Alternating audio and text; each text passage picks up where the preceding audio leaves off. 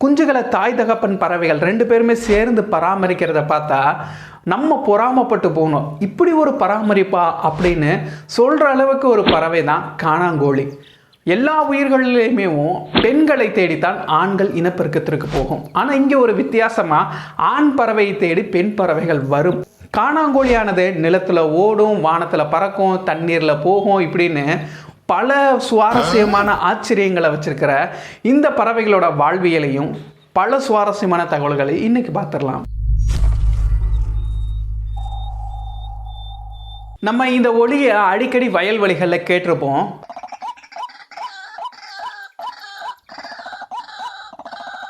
இதுதான் காணாங்கோழி அல்லது கம்புள் கோழின்னு சொல்லுவாங்க.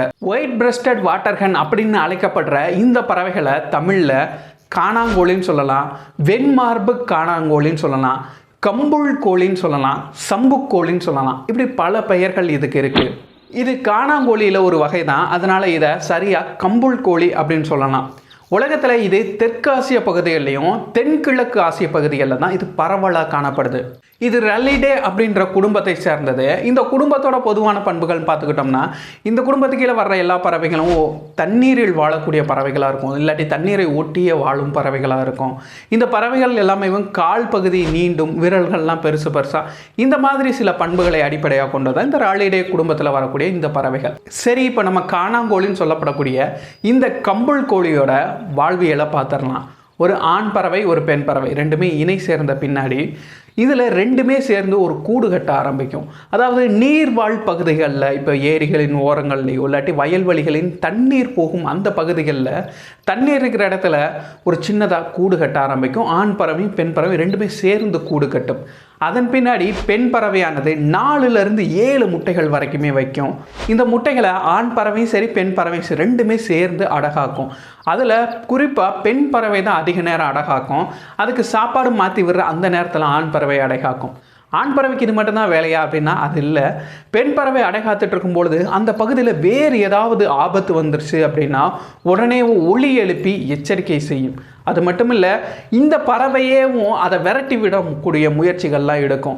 அதிக அளவு ஒலி எழுப்பும். ஏன் வேறு ஒரு கம்புள் கோழியே இங்கே வந்தாலும் அந்த பறவையோட போய் சண்டை போடும். இப்படி இந்த பெண் பறவையும் இந்த முட்டைகளையுமே சுற்றி நின்று பாதுகாத்துட்டு இருக்கிறதும் இந்த ஆண் பறவையோட வேலை தான். இப்படியே பொத்தி ஒரு 18 நாள்லேருந்து 21 நாட்கள் வரைக்கும் 2 பேருமே மாறி மாறி அடகாத்த பின்னாடி அதிலிருந்து குஞ்சுகள் வெளிவரும். பொதுவாக முட்டையிலிருந்து வரக்கூடிய உயிரினங்கள் எல்லாமே எக் டூத் அப்படின்னு சொல்லுவாங்க. அதாவது முட்டைகளை உடைக்கிறதுக்குன்னே அதுக்கு சிறப்பாக ஒரு பல் தோன்ற ஆரம்பிக்கும். நம்ம நிறையா நினச்சிட்டு இருப்போம், அதாவது தாய் பறவைகள் தான் அந்த முட்டை ஓட்டை உடச்சி விடும், அதன் பின்னாடி குஞ்சுகள் வெளிவரும். ஆனால் அது அப்படி இல்லை. குஞ்சுகள் தான் தன்னுடைய பற்களின் மூலமாக அந்த ஓட்டை உடைக்கும். எக் டூத்துன்னு சொல்லுவாங்க. இது சிறப்பாக இந்த முட்டையை உடைக்கிறதுக்குன்னே இந்த பற்கள் தோன்ற ஆரம்பிக்கும். இது கெரட்டினால் ஆனது. இதை பயன்படுத்தி அந்த முட்டை ஓட்டை உடைச்சி வெளிவந்த பின்னாடி ஒரு சில நாட்களில் இந்த பற்கள் இந்த பல்லானது தானாகவே உதிர்ந்து விழுந்து விடும். பிறந்த அந்த குஞ்சுகள் பிரிகோசியல் சிக்ஸாக இருக்கும். நம்ம நிறையா இதில் பார்த்துருப்போம், கோழிகளுக்கோ காடை கௌதாரிகள் இது எல்லாமே இதுக்கு வரக்கூடிய குஞ்சுகள் எல்லாமே பிரிகோசியல் சிக்ஸ். அதாவது பிறக்கும் பொழுதேவும் ரெக்கைகளோட ஓடக்கூடிய தகவமைப்போட தானாக உணவு தேடும் அந்த தகுதியோட இது மாதிரி பறக்கிறது தான் பிரிகோசியல் சிக்ஸ்ன்னு சொல்லுவாங்க. இந்த மாதிரி அமைப்பில் தான் இந்த கம்புள் கோழியோட குஞ்சுகளுமே பிறக்கும்.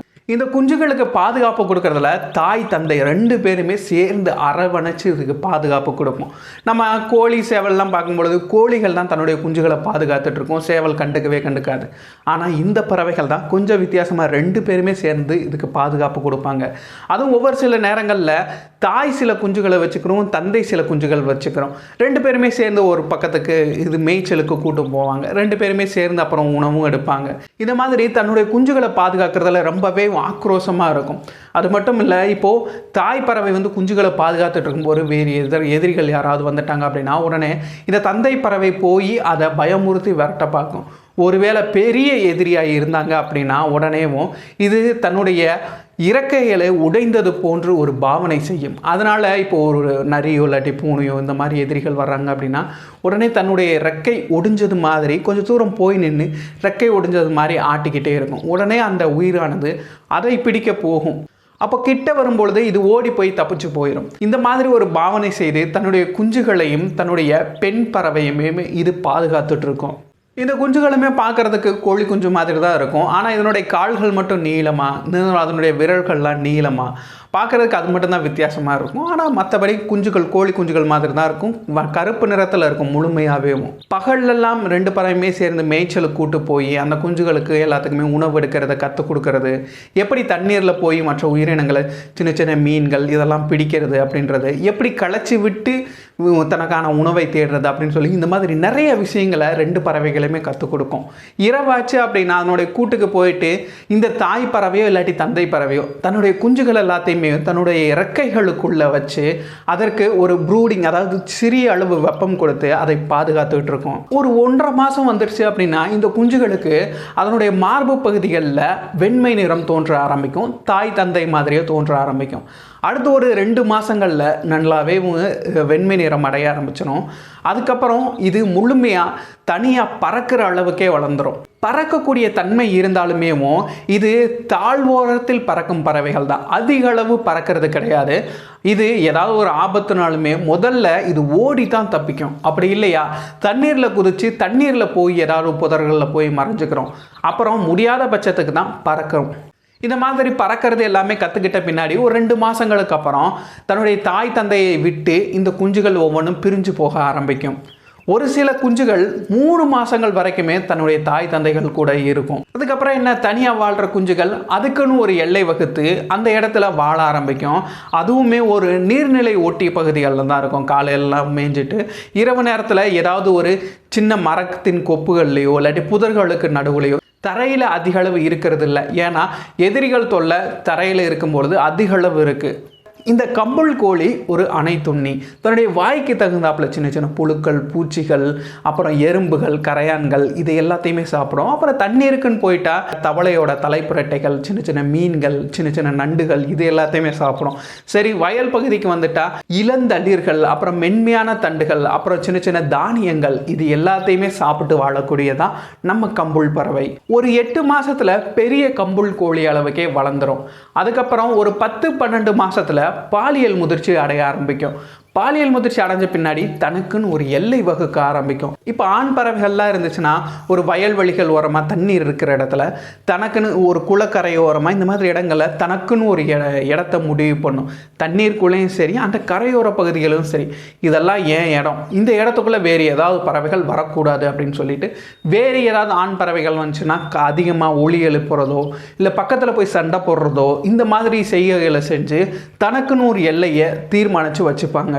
அப்புறம் என்ன, இனப்பெருக்க அந்த காலம் வந்துருச்சு அப்படின்னா இந்த நேரங்களில் ஆண் பறவைகள் ரொம்பவே தீவிரமாக தன்னுடைய எல்லை பகுதியை பாதுகாத்துட்டு இருக்கும்.